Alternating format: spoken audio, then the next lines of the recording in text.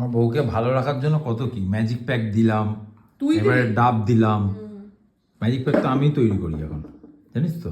কেন বলতো, লোকে আমাকে দেখে ম্যাজিক প্যাক কেনে, আর আমার মুখটা এত পরিষ্কার হয়ে যাচ্ছে বলে, বুঝেছিস। ঠিক আছে, আমি শুভজিৎ। সুইটকে বলবি আমি ব্র্যান্ড অ্যাম্বাসাডার হয়ে যাব কাল থেকে।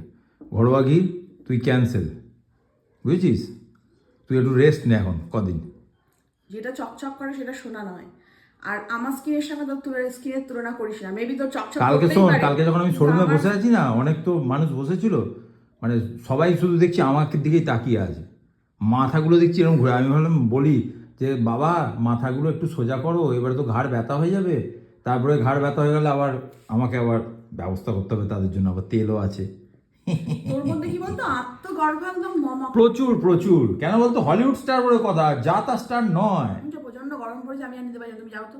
তুই খেয়ে নে, আর খেয়ে এগুলো আবার এখানে রেখে দিবি না, আমি বলে দিলাম, এগুলো সব জায়গায় রেখে দিবি,